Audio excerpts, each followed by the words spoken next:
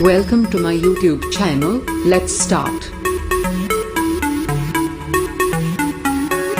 और आज जो हुआ एनसीईआरटी साइंस में हम लोग पढ़ रहे थे तीसरा पार्ट जिसका नाम है तंतु से वस्त्र तक।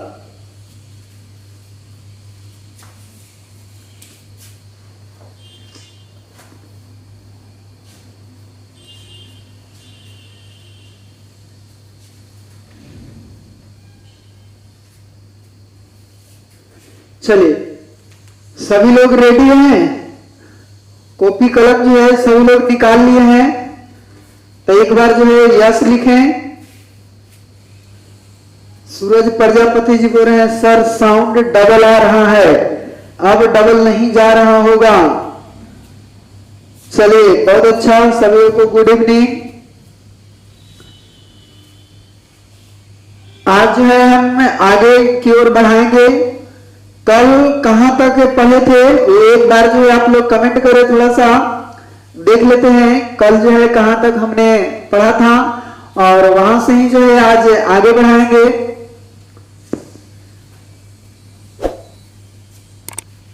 चलिए कल जो है हम लोग जो है जूट के बारे में जाना था, कपास के बारे में जाना था और यहीं से एंड किया था। और कपास और जूट यह दोनों का दोनों कौन सा तंतु था, यानी पादप तंतु था। अब जो है हम लोग थोड़ा सा जंतु तंतु के बारे में जानेंगे और वह जंतु तंतु है ऊन। क्या है? ऊन। और यह ऊन सामान्यतः जो भारत में जो है ऊन का ज्यादातर उत्पादन जो होता है भेड़ से होता है ना। इसके बारे में आज हम लोग जानेंगे, समझेंगे बहुत ही अच्छे तरह से। और अभी तक जो है सभी लोग नहीं जुड़ पाए हैं, 15-17 हो गए हैं। चलिए जल्दी से सभी लोग आ जाइए, फिर क्लास स्टार्ट हो जाएगा तो ये साइंस है, फिर समझने में दिक्कत होगा। नवीन कुमार जी गुड इवनिंग, अभी जुड़े हैं। और जितने लोग भी अभी जुड़े हुए हैं सभी लोग एक बार वीडियो को लाइक कर दें, लाइक कर दीजिए वीडियो को सभी लोग। उसके बाद हम स्टार्ट करते हैं। चलिए सभी लोग अब जुड़ गए हैं, बहुत अच्छा। आर्यन कुमार जी ओके। चलिए देखते हैं ऊन के बारे में। ऊन क्या है, ऊन कहां से प्राप्त होता है, इसके बारे में समझेंगे। तो यह ऊन यानी कि स्टार मार के यहां पे हम लोग समझेंगे, यह विभिन्न जंतुओं से प्राप्त होता है, विभिन्न जंतुओं से प्राप्त होता है जिसे जंतु तंतु कहते हैं। अर्थात ऊन क्या है, एक जंतु तंतु का उदाहरण है।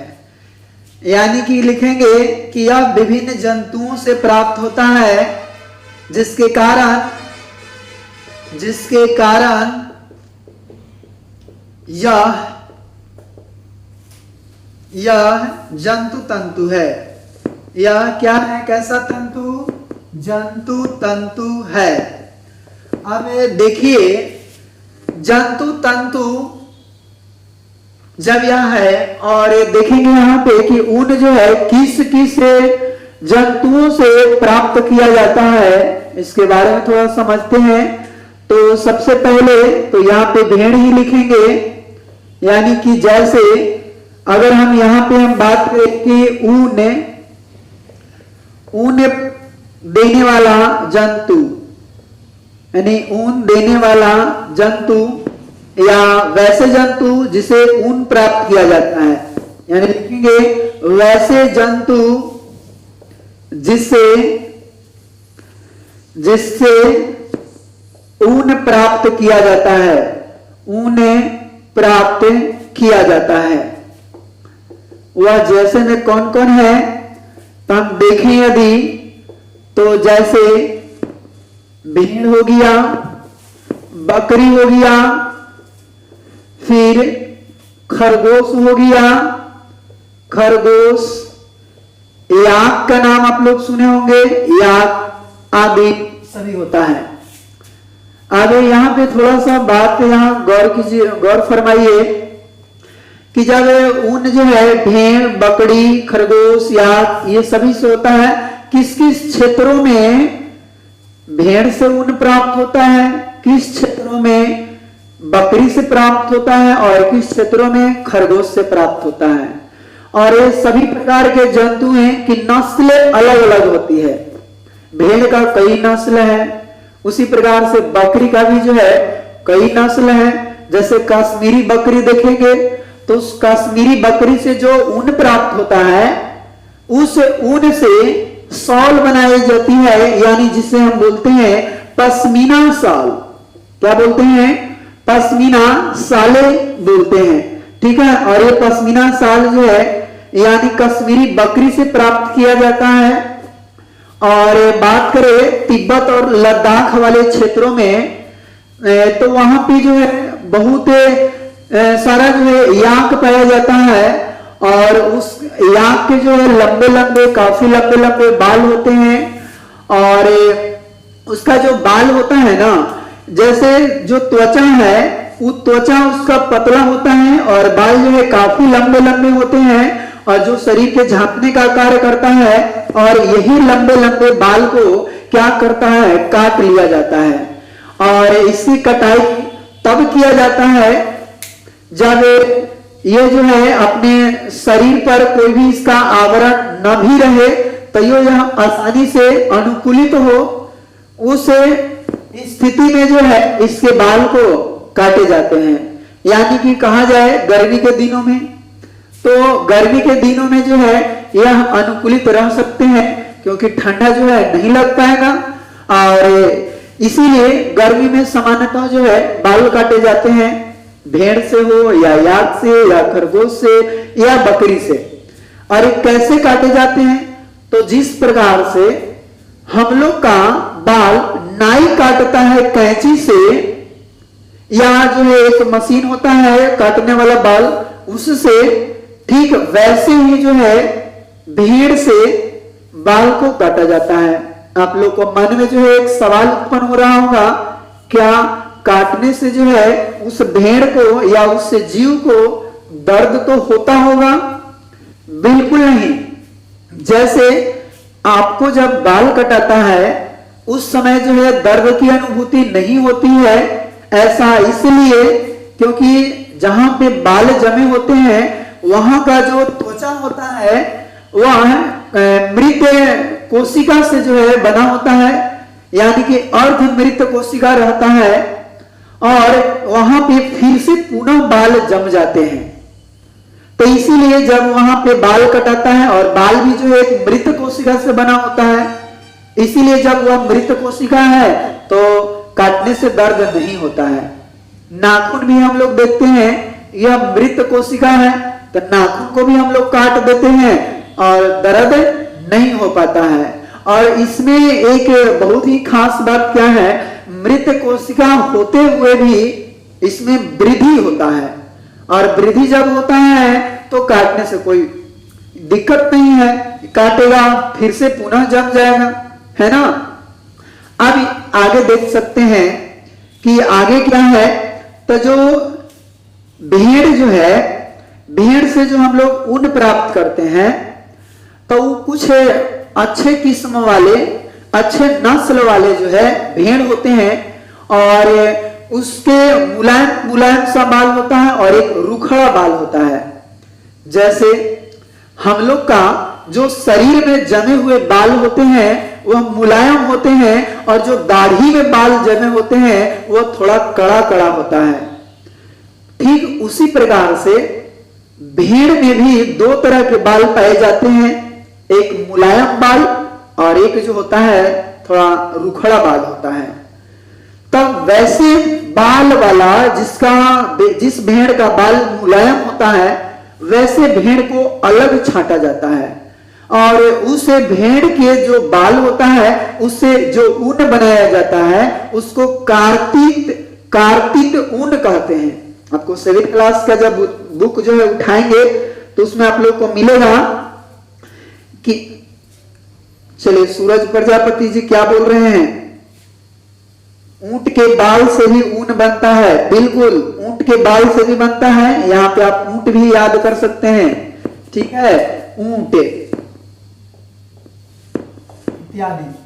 ऊंट का देखेंगे आप तो ऊंट का बहुत सारा लंबे लंबे बाल होता है। जैसे आप पीठ पे देखें या उसका गर्दन पे देखें तो उसका बहुत सारे जो है बाल होता है, और उन्हीं बालों के द्वारा वह मरुस्थल में आसानी से रह पाता है।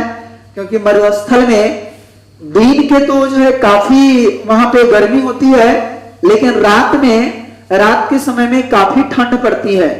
तो ठंड से बचने के लिए ऊंट क्या करती है, वो अपने बाल जो है पूरा उसका बढ़ा हुआ रहता है, जिसके कारण उसको ठंड जो है काफी कम लगता है। ठीक है, चलिए सूरज प्रजापति जी बोल रहे हैं सर नाखून किस चीज का कारण बढ़ता है। अच्छा, जो देखिए यहाँ पे जो है नाखून इसलिए बढ़ता है क्योंकि उसमें एक प्रोटीन होता है, और वह प्रोटीन का नाम है, जिसका नाम में आप लोग को अगर हम बताएं तो कैरोटीन नहीं, या जो है वो प्रोटीन का नाम नहीं आ रहा है। उन्हीं प्रोटीन के कारण जो है बाल बढ़ता है, फिर नाखून भी बढ़ता है। ठीक है, हाँ, सभी लोग जो है बहुत ही अच्छे तरह से पढ़ रहे होंगे। और आप बताइए कि कौन कौन से ऐसे लोग हैं जो कॉपी और कलम लेकर बैठे हुए हैं और वह साथ साथ लिखते जा रहे हैं। थोड़ा सा एक बार कमेंट करें, फिर जो है हम आगे बढ़ाते हैं। तो देखिए उसके बाद एक आप नाम सुने होंगे जो कि दक्षिण अमेरिका में पाया जाता है, लामा और एल्पेका। एक क्या है, लामा, और एक का नाम है एल्पेका। ये दो जो है ऐसे जंतु है, ये दो जो जंतु है लामा और एल्पेका, ये दोनों कहां पाया जाता है, तो याद रखेंगे दक्षिण अमेरिका में। दक्षिण अमेरिका में ये दोनों जंतु जो है पाया जाता है, और इन दोनों से भी हमें ऊन प्राप्त होता है। इन दोनों से क्या होता है प्राप्त, ऊन प्राप्त होता है। ठीक है, तो आप लोग इसको याद रखेंगे कि जो एक लामा और एल्पेका दो जंतु है जो कि दक्षिण अमेरिका में पाया जाता है, और उनसे भी ऊन जो है प्राप्त होता है। आप इसका इमेज देखें तो आप इमेज आप गूगल पे जो है सर्च मार के देख सकते हैं कि आखिर लामा और एल्पेका कैसे जंतु होते हैं। ठीक है, उसके बाद हम आपको देखें एक अंगोरा ऊन प्राप्त होता है, जो अंगोरा नाम के बकरी से प्राप्त होता है। अंगोरा बकरी, अंगोरा नस्ल की बकरी होती है, अंगोरा नस्ल की बकरी। और उस बकरी से क्या प्राप्त होता है, अंगोरा ऊन प्राप्त होता है। तो आप यहां से याद रख सकते हैं कि अंगोरा नस्ल की बकरी से क्या चीज जो है प्राप्त होता है, तो आप याद रखेंगे अंगोरा ऊन प्राप्त होता है, अंगोरा ऊन। ठीक है, चलिए वरुण कुमार जी बोल रहे हैं सर IM 324, बहुत अच्छा, कॉपी लेकर बैठे हुए हैं, बहुत बहुत धन्यवाद। अभी हम 7th क्लास का ही जो है पढ़ा रहे हैं, जो क्लास में जो है हम लोग जहां से छोड़े थे उसके बाद से ही हम लोग चल रहे हैं। बहुत ही अच्छे तरह से जो है हम लोग जानेंगे और समझेंगे। ठीक है, विकास सिंह जी बोल रहे हैं 858, बहुत अच्छा, चलिए बहुत बहुत धन्यवाद सभी लोग को। चलिए आगे हम यदि हम देखें कि जो ऊन प्रदान करने वाले जो जंतु हैं उसको हम देख लिए कुछ इस प्रकार से है, और आगे देखिए कि आखिर जो है किस हम भारत में देखें कि किस नस्ल वाली जो है भेड़ें पाई जाती है। क्योंकि भारत में ज्यादातर जो ऊन प्राप्त होता है वह भेड़ से ही प्राप्त होता है। तो उसको थोड़ा सा एक बार हम लोग याद करते हैं एक डायग्राम के माध्यम से, उसके बाद हम ऊन को यहाँ पे खत्म करेंगे।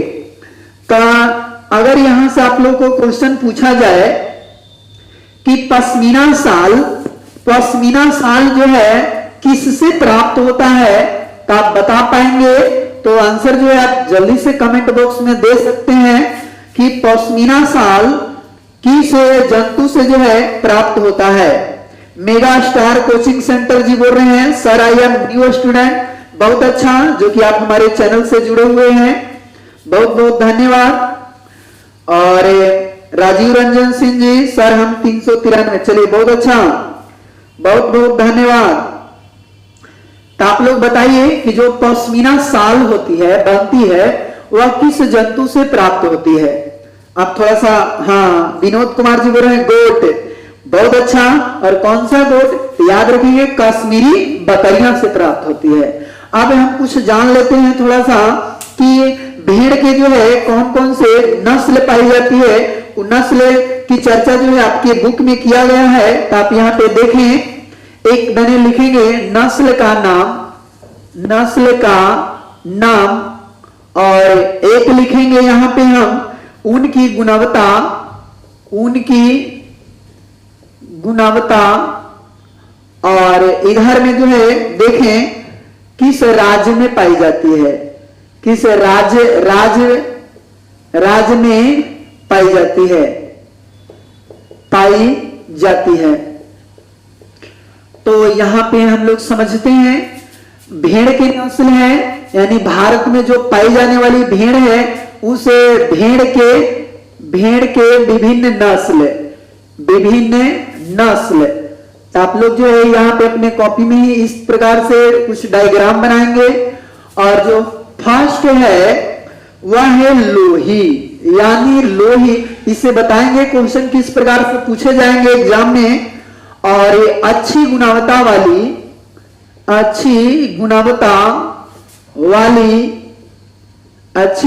वाली ऊन इससे जो है प्राप्त होती है। और ये किस किस राज्य में होती है? तो याद रखेंगे राजस्थान, और फिर याद रखेंगे पंजाब, ठीक है। फिर उसके बाद यदि हम दूसरा देखें तो दूसरा हमारा है रामपुर बुसायर, ठीक है। और यह क्या चीज के लिए प्रसिद्ध है?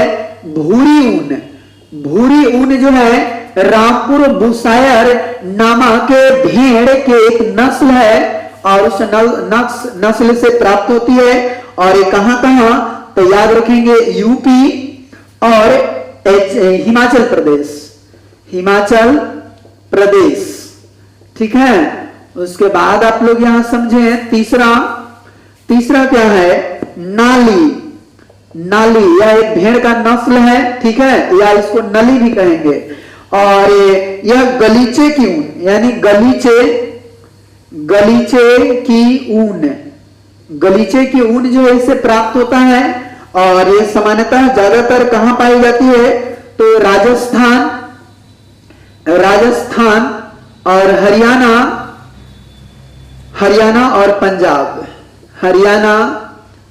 और पंजाब, ठीक है।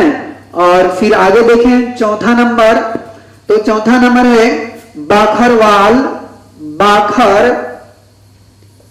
बाखरवाल, ठीक है। ये भी एक भेड़ का नस्ल है, और इसे ऊनी सौले बनाई जाती है, ऊनी सालों के लिए यह जानी जाती है। और यह सामान्यतः जम्मू और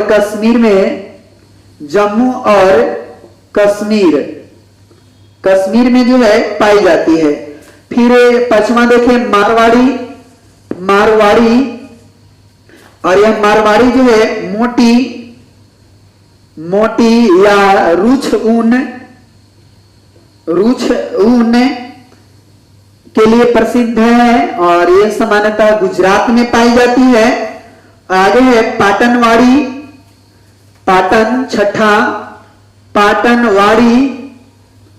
और इससे जो है हौजरी बनाई जाती है, हौजड़ी, ठीक है। और फिर यदि हम देखा जाए, ये हौजड़ी के लिए जो है, हौजड़ी के लिए जानी जाती है, और ये भी जो है गुजरात में ही पाई जाती है, गुजरात। तो ये है भारत के जो भेड़ है उसका कुछ विभिन्न नस्ल हैं। और थोड़ा सा एक बार सभी लोग के कमेंट को जो है देख रहे हैं, सर नस्ल क्या होता है? अच्छा देखिए, दामोदर राय जी बोल रहे हैं सर नस्ल क्या होता है? तो नस्ल का मतलब होता है कि वह किस टाइप का आदमी है। जैसे अभी हम लोग जो है मानव में देखते हैं कि एक जो व्यक्ति होता है, एक गोरा होता है, एक काला होता है, एक सांवला होता है। अगर गोरा जो है तो गोरा वाला नस्ल के है, काला है काला वाला नस्ल के है। उसी प्रकार से भेड़ में भी या विभिन्न जंतुओं में भी अलग अलग नस्लें पाई जाती है। गाय में भी आप लोग देखेंगे एक दुधारू गाय जो कि अलग किस नस्ल वाली गाय होती है, फिर जो है तरह तरह की होती है। और उसी प्रकार भेड़ में भी कुछ ऐसे भेड़ होते हैं जिससे जो बाल निकलता है उसका कुछ बाल मुलायम होता है, कुछ का बाल जो है थोड़ा कड़ा होता है। और ये जो है विभिन्न प्रकार की नस्लें हैं और नस्लें के कारण ही इस प्रकार की बालें होती है। ठीक है, आप लोग समझ गए होंगे कि नस्ल क्या होता है। तो यहाँ पे देखिए, लोही जो है एक भेड़ का नस्ल है और इसे जो है अच्छी गुणवत्ता वाली ऊन बनाई जाती है। तो क्वेश्चन कहेगा अच्छी गुणवत्ता वाली ऊन भेड़ के किस नस्ल से प्राप्त होता है? तो आप लोग याद रखेंगे लोही, याद रखेंगे लोही कि अच्छी गुणवत्ता वाली ऊन भेड़ के किस नस्ल से प्राप्त होता है? तो हम लोग बोलेंगे लोही। और बोलेगा कि जो भेड़ के एक नस्ल लोही है वह भारत के किस राज्य में होती है? तो हम लोग बोलेंगे राजस्थान और पंजाब, राजस्थान और पंजाब। उसी प्रकार रामपुर बुशायर ये भी एक भेड़ का नस्ल है।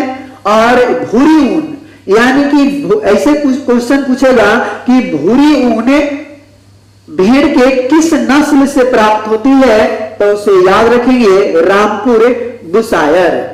ठीक है, और यह जो है भारत के यूपी और हिमाचल प्रदेश राज्यों में जो है पाई जाती है। उसके बाद तीसरा नाली या उसका नल्ली भी कहते हैं, जो कि एक भेड़ का नस्ल ही है। और इसी से गलीचे के ऊन, गलीचे का ऊन का मतलब क्या हुआ? जिससे हम गलीचा बनाते हैं। ठीक है, तो वैसे में जो ऊन का प्रयोग किया जाता है उसको गलीचे की ऊन बोलते हैं। और वो नाली नामक भेड़ का एक नस्ल है और उससे जो है प्राप्त होता है। और ये किस किस राज्यों में पाई जाती है? नाली नामक जो भेड़ की नस्ल है वो तो राजस्थान, हरियाणा और पंजाब में। उसी प्रकार से बाखरवाल जो भेड़ का नस्ल है उसे 19 सालों के लिए जाना जाता है और जम्मू और कश्मीर में पाई जाती है। फिर मारवाड़ी जो कि मोटी ऊन, मोटा मोटा जो ऊन से कोई चीज आप बने हो देखे होंगे, उसके लिए जो है मारवाड़ी भेड़ जो है जाना जाता है और यह गुजरात में होती है, पाई जाती है। उसी प्रकार पाटनवाड़ी जो कि हौजड़ी के लिए जानी जाती है, पाटनवाड़ी भेड़, और वह गुजरात में पाई जाती है। जैसे यांक की बात कहा जाए कि यांक जो है कहां पाई जाती है, यांक कहां पाई जाती है? तो याद रखेंगे कि जो लद्दाख और वो जो हिमाचल प्रदेश के जो क्षेत्र होता है, हिमाचल प्रदेश और लद्दाख, जम्मू कश्मीर, ये सभी का जो क्षेत्र होता है, और फिर साथ में कहा जाए तो सिक्किम, अरुणाचल प्रदेश, ये सभी क्षेत्रों में जो है सामान्यतः यांक पाई जाती है। ठीक है, तो आप यहां से इतना बात जो है याद रखेंगे। और कोई प्रॉब्लम हो तो आप एक बार जरूर बोल सकते हैं।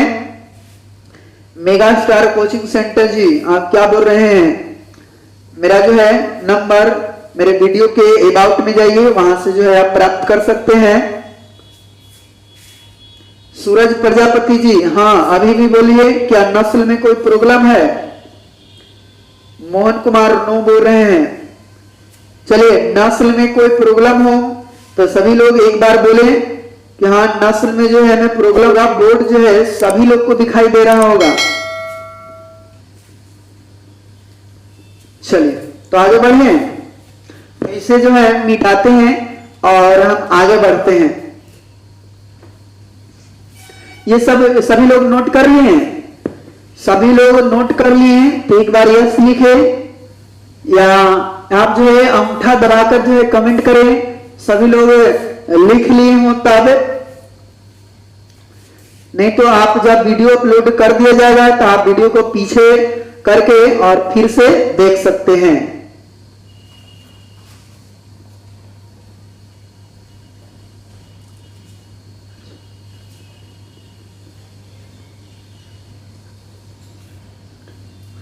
अब देखिए, यहां पे आगे देख सकते हैं कि जो भेड़ के बाल को काटा जाता है तो काटने के बाद का जो प्रोसेस है वो क्या है, इसके बारे में जानते हैं। तो सबसे पहले बाल की कटाई होती है। बाल की कटाई, बाल की जैसी कटाई हो जाती है, सभी लोग को दिखाई दे रहा है? चलिए एक बार कमेंट में देख लेते हैं, सभी लोग को सही दिख रहा है। कटाई के बाद यहां पे आप लोग देखें तो उसको जो है साफ सुथरा किया जाता है, जिसको बोलते हैं अभिमार्जन। अभिमार्जन बोलते हैं। उसके बाद अभिमार्जन के बाद जो है यहां पे छटाई की जाती है, छटाई।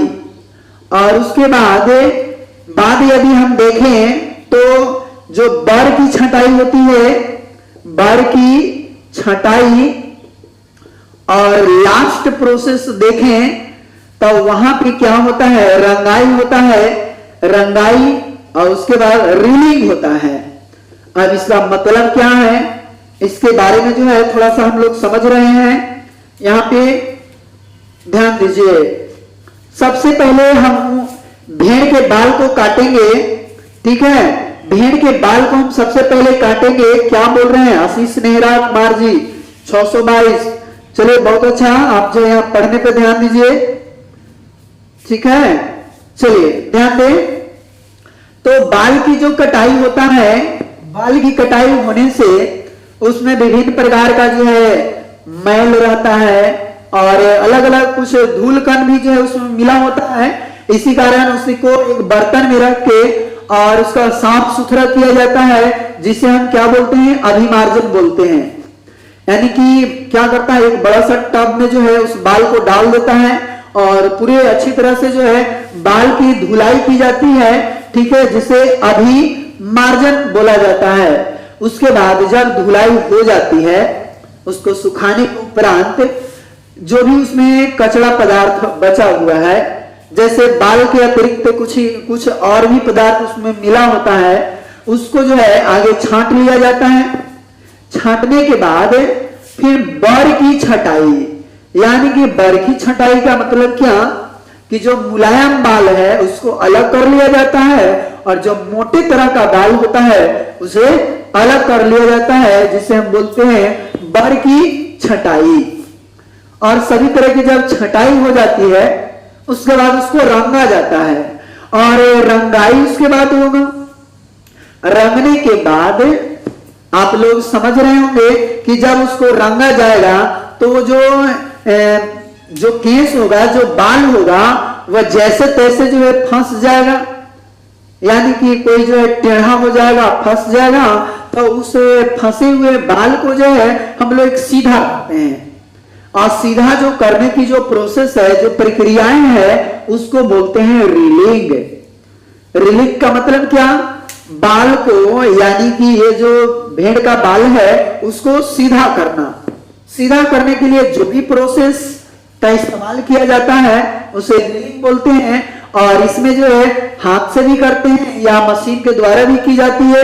ऐसे मशीन के द्वारा जो है आसानी से हो जाती है, लेकिन अगर हाथ के द्वारा अगर की जाए तो ज्यादा जो है कठिनाई होती है, ठीक है।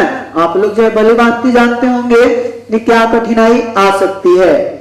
अब आप लोग उनके बारे में समझ गए होंगे, तब हम थोड़ा सा समझते हैं रेशम के बारे में। किसके बारे में समझते हैं? रेशम। रेशम, और ये रेशम को सिल्क भी बोला जाता है। चलिए, तो रेशम को समझने के लिए सभी लोग तैयार हैं? सभी लोग तैयार हैं? एक बार जो है बोले, रेशम को समझने के लिए सभी लोग रेडी? एक बार सभी लोग बोले I am ready. Varun Kumar ji बोल रहे हैं सर 8 क्लास का कब होगा? देखिए, अभी जो है 7 क्लास में प्रवेश किए हैं और सभी जो है एक दूसरे से रिलेटेड है, और फिर जब हम पादप तंतु खत्म कर देंगे उसके बाद जो 8 क्लास में भी पादप तंतु पढ़ना है उसको भी बताया जाएगा। उसके बाद ज्यादातर जो 8 क्लास में है संश्लेषित तंतु के बारे में पढ़ना है, और संश्लेषित तंतु को भी हम लोग जानेंगे, बहुत ही अच्छे तरह से समझेंगे। थोड़ा सा आप धैर्य रखें। चलिए आगे देखिए, देखते हैं रेशम मतलब सिल्क। और यह रेशम सबसे पहले हम लोग जानेंगे कि कहां से प्राप्त किया जाता है। तो आप लोग ध्यान दें कि मादा रेशम कीट होता है, मादा रेशम कीट, और ये मादा रेशम कीट अंडा देता है, अंडे देती है, और इससे जो है जो लार्वा निकलता है, जो लार्वा निकलता है उसको जो है उस लार्वा को हम लोग कैटरपिलर या इल्ली कहते हैं, कैटरपिलर या इल्ली कहते हैं। और वो लार्वा से फिर क्या होता है, धीरे धीरे प्यूपा का निर्माण होता है। कैटरपिलर से क्या होता है? प्यूपा का निर्माण होता है, और वही प्यूपा जब विकसित हो जाता है उसके बाद यह कोकून बन जाता है। क्या बनता है? कोकून। जब कोकून यहाँ पे बन जाता है और कोकून सूखता है, ज्यादातर यह शहतूत के पेड़ पे आप लोग को मिलेगा। तो शहतूत के पेड़ से कोकून को निकाला जाता है और उसको उबाला जाता है, फिर पानी में, गर्म पानी में जो उसको उबाला जाता है काफी, और फिर उस कोकून से ही रेशम प्राप्त होता है। कोकून से ही क्या होता है? रेशम प्राप्त होता है। तो रेशम प्राप्त करने का इतना जो है हम लोग को प्रोसेस है, और प्रोसेस को यहाँ पे समझिए कि जो मादा रेशम कीट होती है अंडे देती है, और उस अंडे से लार्वा निकलती है जिसे हम कैटरपिलर या इली कहते हैं। और इली जब थोड़ा सा विकसित होता है वह प्यूपा का निर्माण होता है, और वही प्यूपा जो कोकून बन जाता है, और उस कोकून के जो ऊपरी सतह होता है वह ऊपरी सतह से हम लोग जो है रेशम प्राप्त करते हैं। ठीक है, और ये बहुत ही अच्छा जो है देखने में लगता है। आप लोग यदि घर पे अगर आप अपने मम्मी से अगर कहेंगे कि रेशमी साड़ी दिखाइए, तो आपको मम्मी यदि रेशमी साड़ी रखे होंगे तो दिखाएंगे, तो आप लोग देख सकते हैं कि आखिर रेशम जो है किस तरह का होता है, कितना खूबसूरत होता है। ठीक है, रेशम के जैसा ही जो है एक कृत्रिम रूप से रेशम तैयार किया जाता है, जिसको हम आगे पढ़ेंगे। 8 क्लास में पढ़ना है रेयॉन के बारे में, और रेयॉन को जो है कृत्रिम रेशम के नाम से भी जाना जाता है। अब देखिए, भारत में जो है रेशम का उत्पादन भी किया जाता है, लेकिन पूरे विश्व स्तर पर यदि देखा जाए तो सबसे ज्यादा रेशम का जो उत्पादन करता है वह चीन है। सबसे ज्यादा रेशम का उत्पादन करने वाला देश का नाम क्या है? चीन है। और उसके बाद जो सबसे ज्यादा स्थान रखता है वो हमारा भारत है। भारत, और पूरे भारत में जितना भी रेशम का उत्पादन किया जाता है उतना पूरे का 97% हिस्सा, पूरे का 97% हिस्सा मात्र 5 राज्यों के द्वारा किया जाता है। क्या आप जानना चाहते हैं कि वो 5 राज्य कौन है? तो समझिए, यहाँ पे जो पहला है उसका नाम है जम्मू कश्मीर, जम्मू कश्मीर, फिर है कर्नाटक, फिर है आंध्र प्रदेश, और फिर यहां आगे देखें तो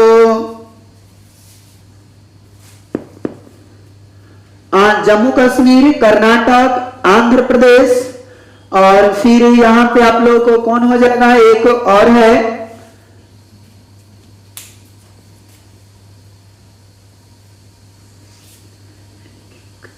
एक और जो है अभी याद नहीं आ रहा है, यानी कि देखिए ये है, हाँ एक तमिलनाडु भी है, तमिलनाडु, और एक और है जिसका जूट का उत्पादन भी सबसे ज्यादा होता है और वह है पश्चिम बंगाल। पश्चिम बंगाल। तो ये जो राज्य देख रहे हैं, इन राज्यों में रेशम का उत्पादन ज्यादा होता है। पूरे भारत में जितना भी उत्पादन होता है उस उत्पादन का 97% हिस्सा जो है इन्हीं 5 राज्यों में होता है। आप जो है 5 राज्यों का जो है नाम याद रखेंगे।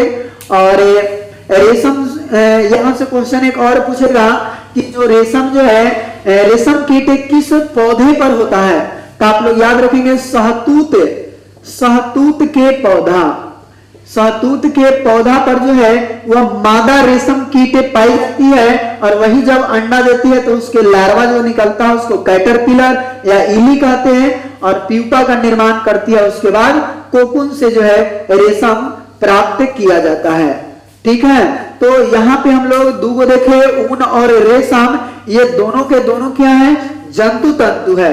और जंतु तंतु को अब जब हम लोग अच्छे तरह से समझ लिए हैं, उसके बाद हमें अगले जो है क्लास में समझेंगे कि आखिर जंतु तंतु के बाद फिर हम लोग समझेंगे इसमें संश्लेषित तंतु। पूरे जो है प्राकृतिक तंतु को अच्छे तरह से क्लियर किया, अब संश्लेषित तंतु को समझेंगे और फिर उसको भी जो है हम थोड़ा सा अच्छे तरह से अध्ययन करेंगे। और 8 क्लास में जो है आपको संश्लेषित तंतु ज्यादातर मिलेगा, तो उसके बारे में जो है हम अगले क्लास में देखेंगे।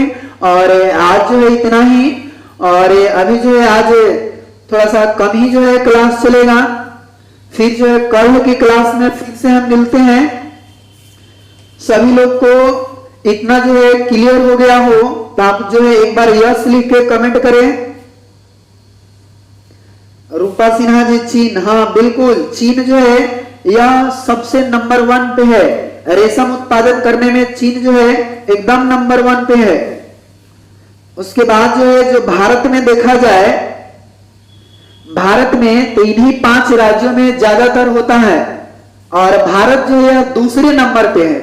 यानी पूछा जाए कि रेशम उत्पादन करने में भारत जो है कितने स्थान पे, यानी कौन सा स्थान पे है, तो याद रखेंगे सेकंड स्थान पे।